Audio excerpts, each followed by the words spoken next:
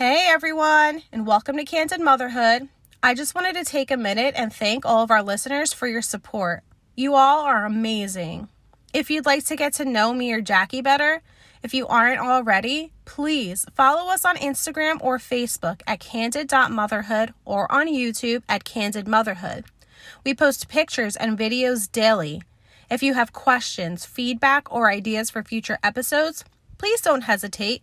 Leave us a message or a comment. Again, thank you so much for all your support. Jackie and I love you all. Hello, Candid Mamas, and welcome. You're listening to the Candid Motherhood podcast with Roxy and Jackie, where we tell you all about the ins and outs of motherhood. We share our own life experiences to prepare you for the good, the bad, and the ugly that comes along with parenting. So grab your coffee, sit down, get comfy, and enjoy today's episode.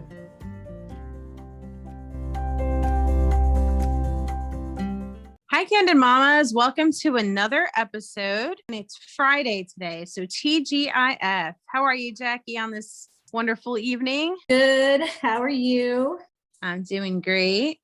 So today we're going to be talking about transitioning from toddlerhood into the preschools and kindergarten years.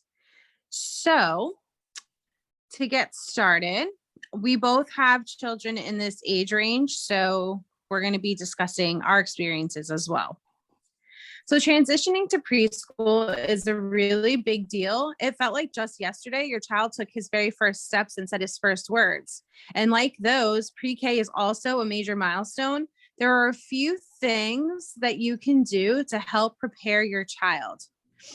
So it can be a very overwhelming time for toddlers as they start to learn their independence and start being separated from you, because most likely up until this time, you have been their main caregiver and their main teacher, if you will. So there's a lot of things that you can do to get your kids prepared to go to school so it doesn't leave such a big impact on them. So one thing that you can do is talk it out. So you want to talk to your toddler, explain to them in simple terms that they can understand, like what they can expect when they go to pre-K. Let them know that you're going to be gone for a little while, but you'll see them again soon.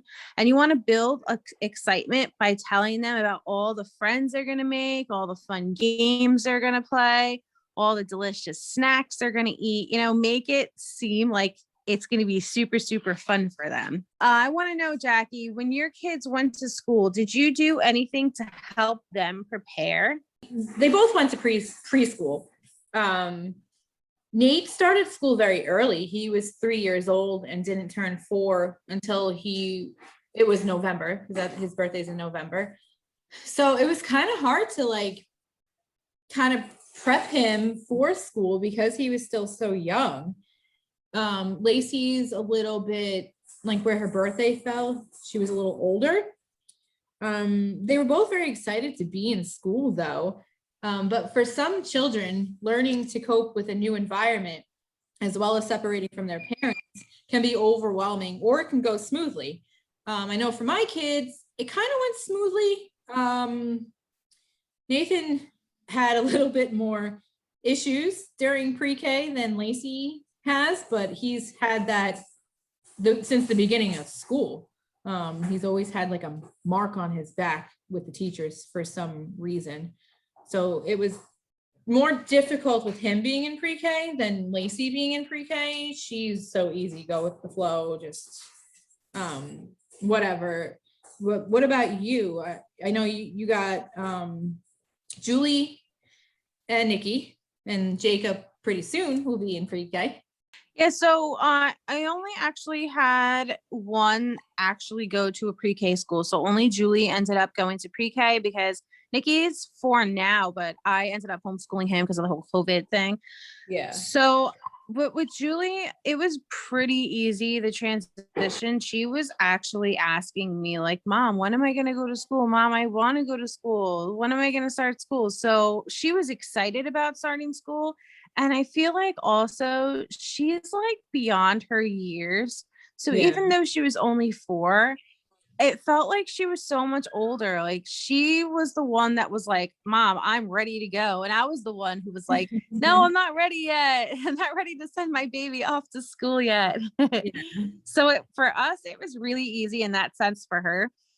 Nikki, he's been asking like when he can go to school too, but I feel like he's going to do well when the time comes to send him to actual school.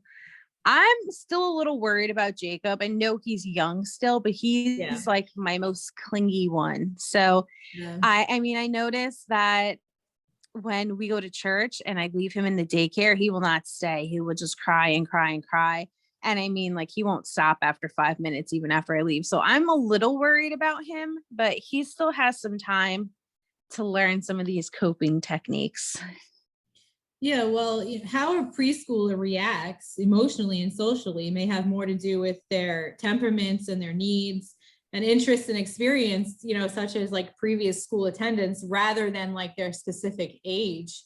So I feel like, if you had them in a daycare or you had them in school prior to pre-K, they might transition better and more smoothly than, if your kids are being homeschooled and then you decide to put them in school. That might be a little bit more of a challenge transitioning them because he's used to being home with mom all the time. I completely 100% agree with that. And with Julie, she was able to stay at the babysitters, and mom worked a lot when Julie was little. So she was used to me leaving and then coming back later and having to stay with the babysitter. So you're right 100% about that. She was more independent, I think, because of that too, because she had to be. And my sons, they've always only known mom as their caregiver, and they never stay with babysitters. So in that sense, I absolutely 100% agree with that. Well, I think too, a lot of kids end up regressing their behavior when they go to school due to the age, typically 3 to 4 years age. Maybe they want mom and dad to stay a little longer during drop off, or they're just really clinging to you. They don't want you to leave. So they may go back to that like baby talk and that clingy behavior. But I feel like, after they get to school and they see who's in school, they make friends, the teacher, all that. I feel like that will eventually subside. Yeah. And one of the tips that I would say I would have is, you want to make sure that you prepare them. And if that's something that you think they're going to struggle with, then go to the school and get to know the teacher, get to know the classroom. You might even be able to observe a class in session before your child gets started, depending on, the time of year they're going in. And that way they can kind of see how things are run, what's expected of them, and what they can expect when they get there. I know we did that with my daughter when she started kindergarten. We visited her teacher, we visited the school. We had kind of like a little meet and greet. The school threw a little like a little meet and greet type of thing out in the parking lot, and they had all these like fun obstacles, and it's just a way for the kids to start getting to know each other and the teacher. Yeah, I know here in the school district that we're in, my kids are in private school now, but prior to this year, they did go to public school. And in our school district, they have a school that's dedicated specifically for pre-K and kindergarten only. So in pre-K, you have the option of doing a full-time program or doing a half a day program. I don't know if those are the same options over by you, but that I feel like gives the parent also an opportunity to decide whether or not they want their child to go to school full-time yet, or if they want them to go part-time. And as a parent, you may struggle with the fact that your child is now grown and going to school, and you're going to have an empty nest if you don't have any other kids, or your other kids are in school. Like for myself, both my kids are in school. So from 7 to 3, nobody's home. So that might be a struggle for some moms, and that's why they choose to put them in part-time school instead of full-time. I chose full-time for both of my kids. I don't know if they offer that over in Pennsylvania. They do for pre-K, but not for kindergarten. Kindergarten is straight full day. At least in our school it is. I don't know about private schools, but the pre-K that she went to, that was private. I paid for that out of my pocket. And yes, they had options where you can send them like 3 days a week, or you can do the full 5 days a week. Yeah. We decided to just do the full 5 days a week because she was already over 4 years old and we wanted to prepare her for kindergarten. So that was the reason why we did that. Plus, she was excited. So why not let her learn as much as she could? One thing that we can do is to prep them is social prepping. So they might not be socially prepared, but you can prepare them by working with them at home, teaching them how to share, how to take turns, how to work together with others, and make them have regular play dates or toddler and me activities before you're going to plan to send them to school. That way, by the time they're going to school, they already know how to work well with other kids and they don't have that like mine mentality. You know what I mean? Yeah. I think also like you can rely on their past experiences to help them transition better to the school life. Like if they slept over their grandparents' house and they remember playing with grandma, and then they remember mom picking them up the next day. So they're more easily able to adapt to a new all day setting by assimilating and accommodating the information that they already have previous to going to school. Lacey is currently in kindergarten right now.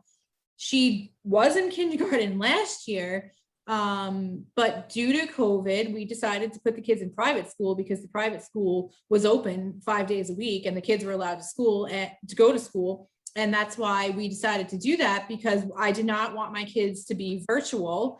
And I felt that from March to June of 2020, they didn't learn anything. The systems were not in place. The teachers had no clue how to use Google Classroom or the Zoom or anything like that. So when we went to private school, they had to take an assessment to judge what level they're in school.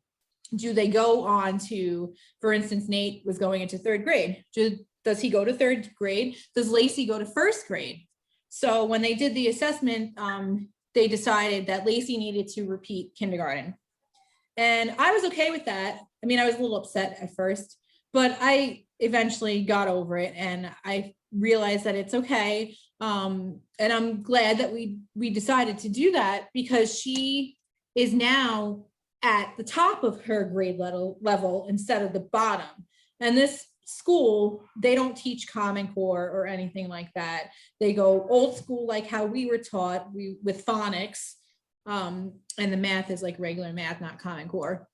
So Lacey's learning how to read by actually sounding out the words, whereas when you're in public school, it's all about memorization and the sight words. So Nathan struggled a lot being in third grade this year because they expected so much of him, and they expected him to be at the same level as these other kids were in private school. But the level of education between public school and private school is a world of a difference. In public school, there's no failing, at least not in elementary school. It's, I'm just going to pass you along. So I just felt like, when he was in school, it was just, oh, okay, let's put a check mark. You did it. Great. You wrote your name. Great. Does it say Nathan? I don't know. We're just going to give you an A. So I really feel like, private school has helped them. And I am glad that Lacey did kindergarten over again. That's really good that you had a good experience with that, because I don't know how different the schools are over there compared to here, the public schools, because I know that we're like a little bit behind you guys. You live in New York, so you guys are usually like first in everything, and then the other states are usually like later to follow. So I feel like we do Common Core over here, but I feel like it wasn't as it wasn't the same experience over here. Like I still felt like she was still learning, but I do understand what you're saying about just passing them along, because they don't spend the extra time on the kids that are struggling. Yeah, well, I know in private school, they are like, there is no pass, pass. It is pass, fail. So you're either going to get left back because you failed because you didn't do the work, or you're going to pass and move on. So, you know, Nate struggled the first 2 semesters, and I wasn't as hands-on with him during those 2 semesters. Last semester, though, we really like kicked it up in gear, and he is pretty much, he's passing every class. So he most likely will move on to 4th grade. But I would be okay if he didn't move on to 4th grade. I mean, he is the youngest in his class. He's 8 and he won't be 9 until November, when he's in 4th grade. So I don't necessarily believe in the just pass along motto. And I also felt that, okay, so the public school teachers, specifically on Long Island, make a ton of money. And I am talking like over 100 grand a year. And I pay a ton of property taxes for those teachers to get paid. So when I see my kids aren't doing well, they can't read, they can't write, I get upset because I'm paying for the school, and it's a lot of money to pay for these property taxes for school. And I felt like a lot of the teachers were just like, oh, I just want to go get my lips filled, or I want to go get my new clothes. They just didn't care about the kids the way that the private school does. And unfortunately, I am now paying taxes for the public school because I own a house, and also paying for private school. So I really wish that we lived in a state where you had the option to take your tax dollars and put it towards a school of your choice. So I know there are some states that do that. Well, I know our state isn't one of those states because we also have to pay a lot of money for taxes as well. And we're homeschooling, so we're not even part of the public school system. So, I mean, I feel like if you give me that $2,000 that I'm paying the school every month or every year, I could be doing a lot with their homeschooling for $2,000. I could be buying them a lot of curriculum and, you know, stuff to do. I wish I was paying $2,000. We pay 10,000. Well, $2,000 is only the school part. Then you have your property tax, but that's another subject. Yeah, exactly. Life on Long Island versus life in Pennsylvania. There are still things that you can do even to prepare them for kindergarten. Like, you want to like make sure that they have their basic self practices down, like washing their hands and cleaning up after themselves and feeding themselves and dressing themselves. And they absolutely should be potty trained by the time they go to pre-K. I don't think because that's in school if they're not potty trained. Yeah, I think it depends on which level they go in, but yeah, you want them to be potty trained because I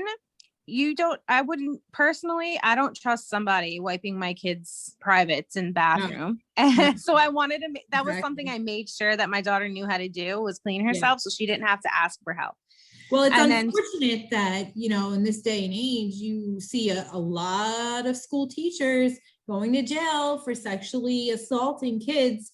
So it's definitely a possibility that could be happening. Well, I wanted to lessen the possibility. And also I did teach her the proper terms for all of her privates. And I told her, I went over the talk with her, like, it's not okay if somebody does this to you and you have to tell mommy, even though they don't want you to. So, I mean, that's probably something good to discuss with your kids before they go to school, if that's one of your worries.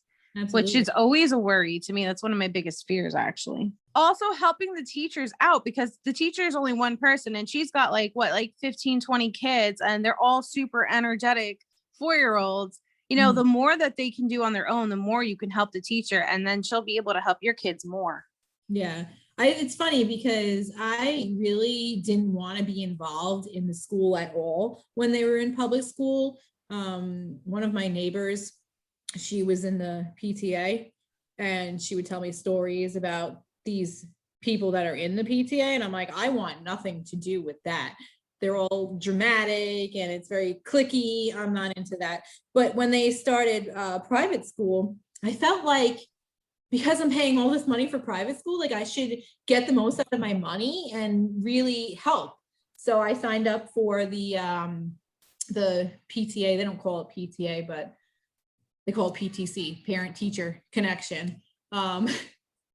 I did really well with that up until about January. And then I stopped going to the meetings because they had the meetings on Zoom and I was not into it. I really wanted to go to the school, but I still try to help the teacher out as much as I can, both teachers. And it's really an eye opener to see the difference and how much they appreciate you as a parent and your children and how much they really want to teach them, even though they're not getting paid like a public school teacher would. And I felt that that was very important because in public school, I pay taxes. I own a house. I'm paying your salary, but you treat me like crap and you don't want to know me and you don't want to listen to anything that I have to say. I'm just an idiot parent. But where it's totally different in the private school where they want to know, they want your help, and they understand that they know where the money comes from. So if you're not happy as a parent, then you may end up taking your kid out of the school and that's going to end up hurting them because now they have less money. Maybe they have a certain toy that they love that gives them comfort. And maybe you can make a deal with the teacher that they can bring it out during recess just to make them feel comfortable and make them know that if they know the toy is there, if they get anxiety, they can just go play with the toy or look at it for a few minutes. So this way they're not overwhelmed and they have anxiety about school. Nathan, he gave me a run for my money, this kid. So he's in 3rd grade right now. But he's the type of kid that likes to sneak stuff to school. So he was constantly sneaking stuff to school. And in first grade, he decided to take a toy to school. It was like a plastic globe thing and you put stuff in it.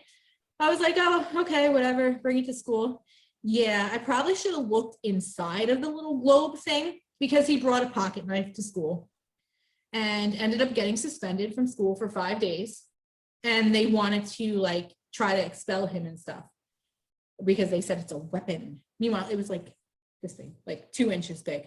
So literally a toy, it wasn't a toy pocket knife, but it looked like a toy pocket knife. So, I mean, that can also be a fine line of letting them bring stuff and then they start to bring too much stuff and it becomes a problem. So you got to try to find that happy medium.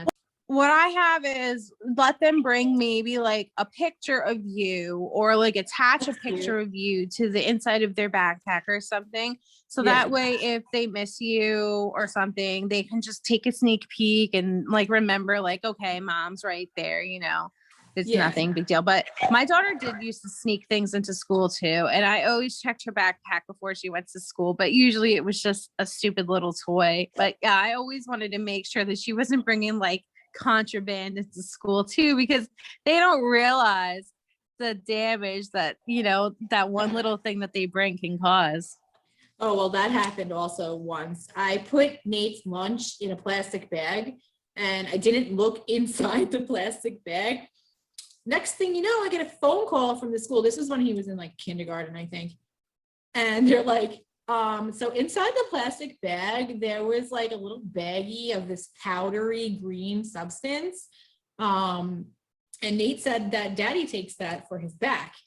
And I told her, I'm yeah, he does take that for his back and there's nothing wrong with it. It's not a drug. So you're calling me telling me you think this is a drug when it's not. I mean, I'm sorry that I forgot to look in the bag. But I mean, they just looked at it and was oh my God, what is this? We have to call the parents. What are they doing? Calm down, Well, teachers are technically mandated reporters. So if they find anything that's worth calling the either the cops or CPS or something about, they have to do it because they're obligated to, it's part of their job. So they always have to investigate stuff like that. I know that for a fact. I used to talk to the counselor a lot because I had a lot, I feel our public school is completely different from the experience that you have. I feel maybe because we live in such a small town, Yeah. it's really not that big. Like there's only 2 first grade classrooms and 2 second grade classrooms. So it's not, it's a Yeah. small, really small school.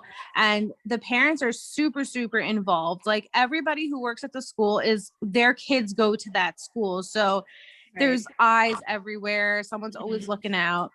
And we all live in the same small neighborhood. Like only our neighborhood goes to that school. So I think that that Yeah. made a huge impact on our experience at school. Yeah. Julie Well, I loved think it that, and I loved it too. I never had any complaints. yeah, I think that here on Long Island, it's just so overpopulated that they just cram so many students into one room. Like I know in public school, Nate got up to second grade in public school and then we transferred him to private, but he had at least like 25 to 30 kids in every class. And he was not the only first grade class or second grade class. I mean, they had an entire school just for pre-K and kindergarten. But now that he's in private school, so it's a Christian private school, and it's K through 12. So it's every grade, but the whole school has 157 students from K through 12. And what they actually do is they combine grades. So first and second is together, third and fourth is together, and then fifth and sixth is together. And then when they get to like seventh, they go do like the blocking of the classes and they don't have grading together. So Nate has 13 kids in his class, including himself, for third and fourth grade. And he is the only boy in the third grade. And I know next year they're actually changing it. They're going to split up the grades. So each grade will have a teacher. So I'm just hoping that there'll be another boy in the class by next year. But that's how small it is. But I like that. I feel like he gets better education that way. Definitely, they get more one-on-one attention that way. I think in ours, even just in her class, there was about 17. So it was a lot less than that 25 to 30. You need to depend on routines to transition your toddler into a grade schooler. So predictability and routines assist the preschooler to adjust to their surroundings. So just really gets them to trust and develop a familiar predictable event in a new environment. So it replaces the unknown, so really keeping that consistency on your routine every day, I feel like is really going to help them transition better. What did you do, if any, changes to your daily routine prior to school? I mean, I didn't necessarily change anything prior to school. It all changed when they started school. So for pre-K, even though they went full time, there was no bus. So I had to pick them up and drop them off every day. So that was a routine in itself, just having to get your kid up at a certain time and out the door and dressed and fed and, make sure they have their lunch and snacks for school. And then also the routine of going to school. And then, I think at a certain point they realize, oh, it's almost time to go. So that's the routine of also leaving school to go see mommy or daddy or whoever's going to pick them up. So I didn't do anything to really prep them. They pretty much transitioned pretty well and handled it pretty well. Did you do anything to prep them for school? I did. We're late birds over here. Like we don't like to really wake up too early if we don't have to, but we had to kind of change that because we had to wake up early. So I had to, adjust bedtime times and wake up times. And also like about a month before school started, I tried to keep like the eating schedule the same as what we would do as if we were going to school. So that way she would be hungry during lunchtime and she would actually eat, because we actually had a problem of her like not eating enough food. And she's already thin as it is. So we wanted her to make sure that at lunchtime she was going to be eating her food. So like little things like that, we adjusted. We also tried to show her like things that she would be doing in school and like, okay, like, now you're going to have to be going to gym class and art class and things like that, just to kind of prepare her a little bit. Yeah. But I think like besides the timing and stuff like that, that's pretty much most of the changes that we made. The timing was big for us transitioning from public school to private school, because in public school, they got on the bus at 9 in the morning. They got off the bus at 4. Now they get on the bus at 7:30 in the morning and they get home 3:30, 3:45. So they get a good like hour and a half more schooling than public school. Well, that's a good thing. The one thing I like about homeschool is that we can pretty much start anytime we want to. So if they're having a day like where they're not all together in the morning, sometimes we have slower mornings than others, then we'll just start a little bit later that day. There is a book that I suggest that everybody reads if they have young kids that are about to go into school. It's called My First Day at Nursery School by Becky Edwards. So I think if you read that to your kid, maybe you can help them transition better to the school life. Yeah, we do have a couple of those books actually here at home. It's like My First Day in Kindergarten or My First Day of School, I think it's called actually. Yeah, we read those books too. They're really helpful because we do like the potty training books and, everyone poops books type of that. So why not have a school book? Yeah, exactly. It helps them just to know what to expect more. Anything that you can do to help them prepare it, the better. Was it easier to send Lacey to school because she's your second, or did it not really make a big difference? Yeah, definitely. And at the time I was working full time. So it was nice to be able to not have to rely on a babysitter to go to work. Not that school is not a babysitter. Definitely not babysitting in school. I don't like people that think school is a babysitter. It's not. But, it is nice that your kid is somewhere for a certain amount of time every day. I like the routine of it. Yeah. In pre-K, the timing's a little different. I think they started at 8:30 and they got picked up at 2:15-ish. So Rob was working a part-time job at the time and he would pick them up from school. So that was nice that he was able to work a little bit and still get the kids. Yeah, I definitely homeschooling. The one thing that I miss about the public school is the routine of it, the getting up at the same exact time, doing the same thing, sending her off, picking her up at the same time, because it was easy to plan out your day and expect everything. Now it's like, well, if this comes up, we have to adjust our whole schedule because now we can't homeschool at this time. We have to, it's a little more complicated. Plus having all the kids at home with me while I'm trying to homeschool is insanity, especially with the baby. And another thing too that goes with the transition, when they're in pre-K, like I said, the timing is different than it is for kindergarten and then up. So that's another transition in itself, just the timing of the school. And even I really thought that the kids were going to have a problem this year getting up at 7 in the morning to get ready to go to school, as opposed to getting up at like 8:15, 8:30 to go to school. But they really, they didn't have a problem with it. And they're actually excited to go to school. They like that they just throw on a uniform and go.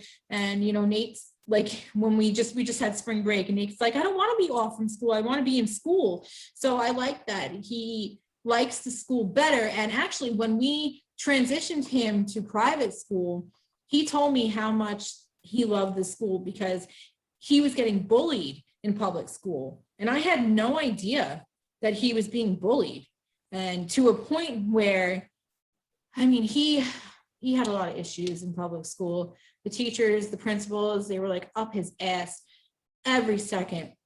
They would blame him for things that he didn't do.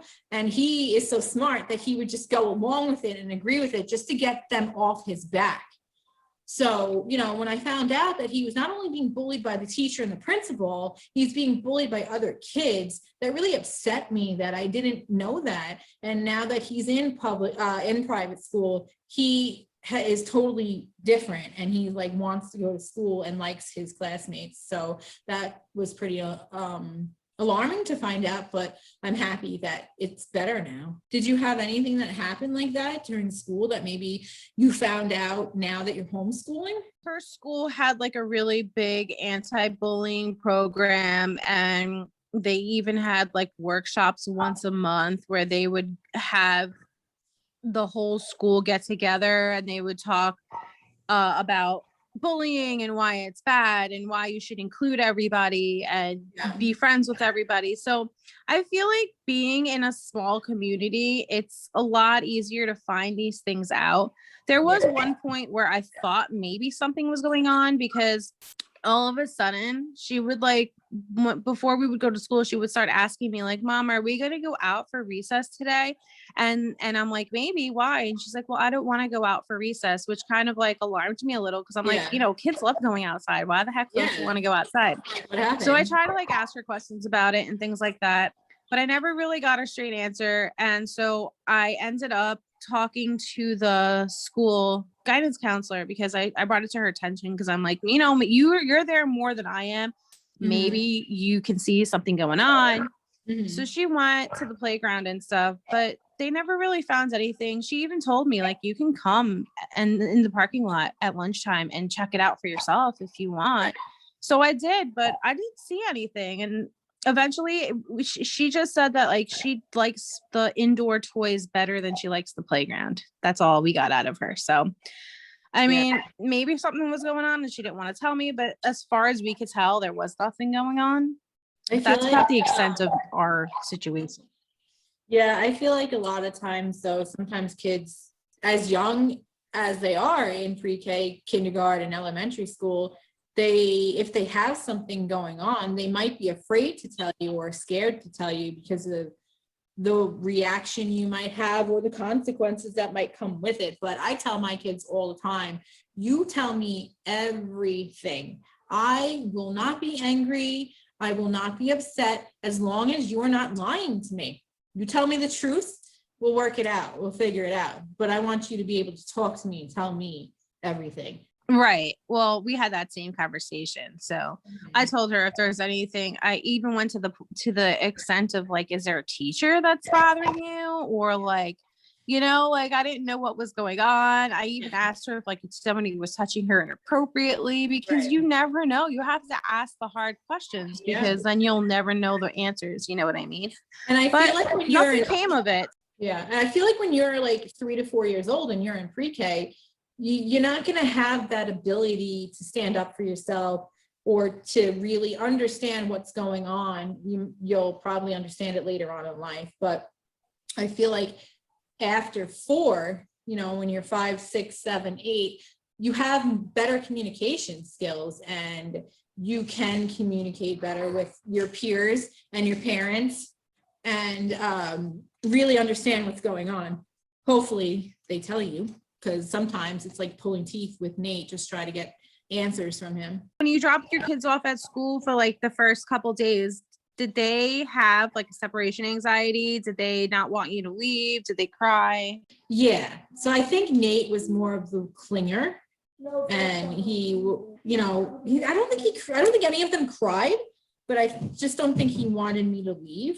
Whereas Lacey, because she was a little bit older when she started pre-K, she was just like, bye, see you later, I'm going to school. So she was more in the ready to go to school than Nathan because he was 3 years old, so he was still a little baby.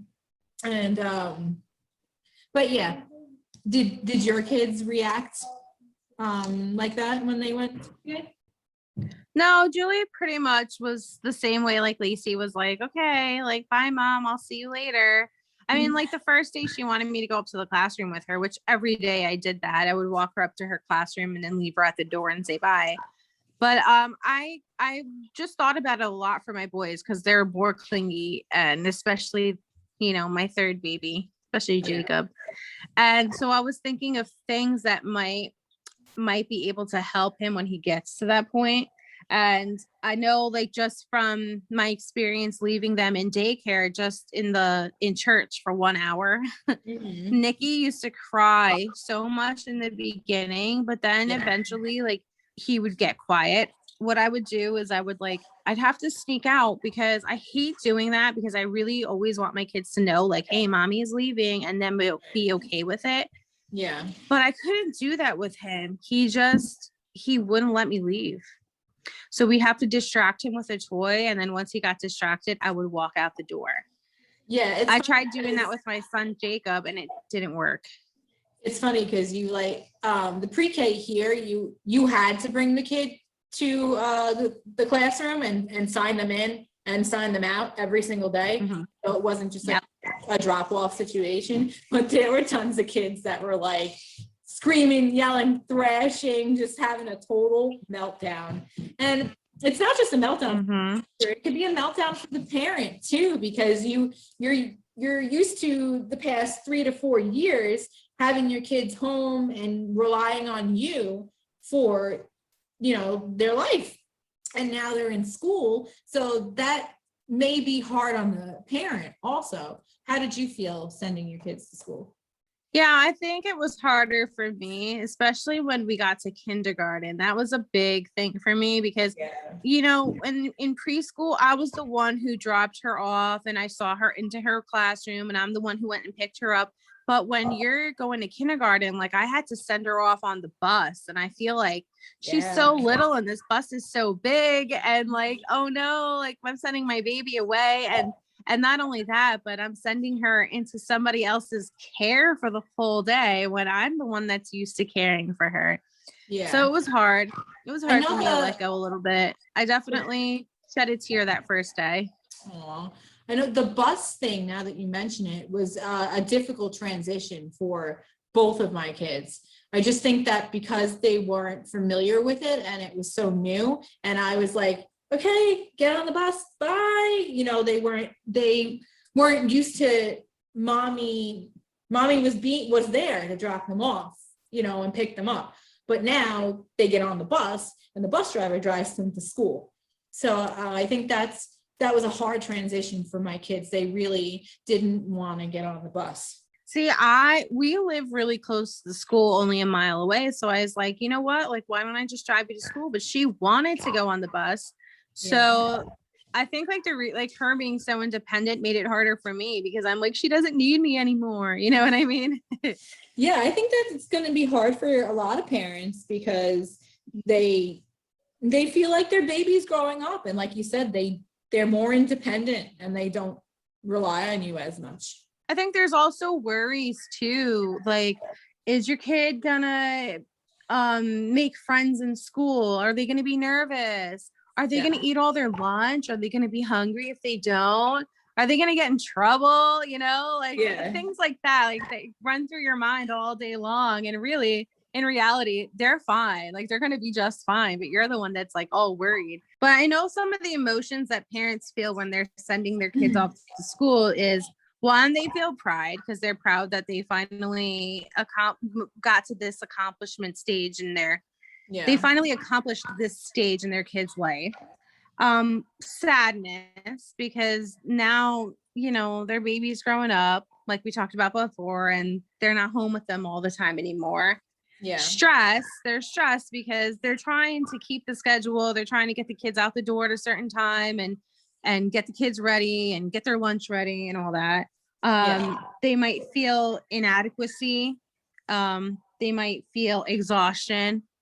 From preparing everything for the last couple months, but they also feel relieved because now the kid gets to be out of the house for a few hours out of the day and you get time, maybe not to yourself, but you get time to do other things that you normally wouldn't be able to do when a kid's there constantly. Yeah, definitely. And I also feel like as a parent, you should enjoy those pre-K kindergarten days because when they get to elementary school, it is hands-on full schooling. I mean, like I said, I'm always going to go back to the public-private school thing. In public school, there wasn't as much work. In private school, it's like when we went to school, I mean, Nate's in 3rd grade, so it's book reports, it's reading every night, there's math, there's science, there's social studies, he takes Spanish, goes to Bible class. So this is like hands-on full school where I feel like in public school, they still kind of baby them in elementary school. But when we went to school, it wasn't like that. We knew how to write in script. We knew our times tables. We did book reports in 3rd grade. So it's exactly how we went to school. And I would rather that than, you know, have my kid just be passed along. And then when he gets to high school, you find out that he's like really dumb, you know, because he didn't learn anything. Yeah. Well, see, my experience is different because I'm homeschooling. So I'm the one that has to push her. I think it's even harder for the parent as a homeschooler because the kid doesn't want to take you seriously sometimes. You I was know, just when going to ask you that, how is it as being the parent and the teacher? it's more stressful than ever than anything. And you have to kind of like get into your mentality. Like you're not mom right now, you're teacher. So you have to like kind of like switch the hats. You know what I mean? Like, okay, now I'm a teacher, so I have to act like a teacher. But I never got the formal education like a teacher does in school. How to react when the kid behaves this way. How do you make lesson plans? How do you do this? Yeah. So I feel like I'm already starting at a disadvantage. Yeah. So I'm just doing the best I can at this point. Well, But I know that, like, I try. you know, I feel your pain because this, you know, in 2020, from March to June, we were the teachers.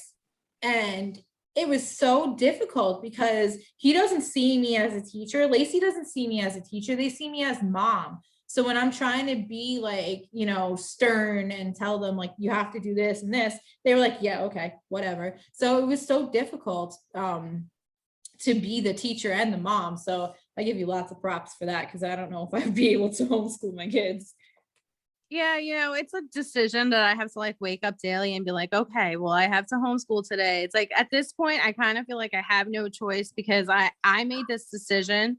But I'm not saying it's not hard. It's probably one of the most difficult like excursions I've ever went through. You know what I mean? Like, Do you it's think like an you're adventure gonna? every day. Do you think you're gonna continue next year with the homeschooling? I'm thinking about that right now. I would like to put her back in school because she wants to go back to school. So, I mean, I don't want to keep her away from the whole social aspect of it because, you know, she definitely gets more social interaction when she's in school. But at the same time, I also hate the fact that they have to wear a mask for 8 hours a day. And I hate the fact that, you know, the curriculum, not the curriculum, but like the whole school day is different now with COVID. Like they have to they can't sit at desks together now, where before they were all like, you know, four bunched to a table. That's going to be different, I'm sure. I don't know. I don't want to send her back to the new version of school, what they call school. I just feel like that's not really serving her. And she's probably better off being home in that case. See, that's another reason why we put the kids in private school, because they don't have to follow the same rules as the public schools do. So they're a little bit more lenient when it comes to the masks. Yeah, their desks are separated, you know, they're not pushed together like they used to be, but they are like, they can still face each other and be pushed together, you know, like kid here, across from each other instead of side by side. So, but they also don't wear the masks all the time. They let them go out and play on the playground and not wear the mask during recess, things like that. And, you know, during lunch, they sit in the cafeteria. I heard horror stories of people saying that their kids had to eat lunch on the floor because of the 6 feet rule. I'm like, seriously, that's first of all disgusting. And the floor is not better than sitting next to a kid. Yeah, I mean, don't even get me started with all this BS that comes along with this crap. I mean, 6 feet is really gonna prevent you, but whatever. That's another topic. I know. Exactly. But you know, I like the fact that they were more lenient when it came to that type of stuff. I know, like, even it was hard for us to decide whether we were gonna keep the kids in private school this upcoming year because it's expensive. But you know that you just can't beat the education. So yeah. Well, I figure I'm home right now with the baby anyway, so it's not really that big of a change. Like if I was working and I had to stop working in order to do this, then that would be a huge difference, you know. Yeah. But since I'm home anyway, I figured maybe you know, it wouldn't be that bad. I think it's harder now though, because, you know, Jacob's turning 2 and he wants to try and do everything that the kids are doing, but obviously he can't. Yeah. And He's got also FOMO. yeah, and the age gap between Nikki and Julie, like he's probably just starting kindergarten at the level he's at, and Julie is already almost done with 3rd grade. Like they're completely different levels. So I can't teach the same curriculum to both of them, because one of them's learning phonics and the other one, she's like learning how to do long division. You know what I mean? Like, yeah, so that's difficult too, because you're teaching 3rd grade and kindergarten or pre-K. Well, I think he just graduated pre-K. I mean, there's no formal thing, but yeah, he knows all his pre-K stuff. We're already learning how to read with him. Yeah. But I do feel like they learn a lot faster with homeschool, because Julie in school, they would go over the same stuff over and over and over and over and over and over, to the point where she got bored with it.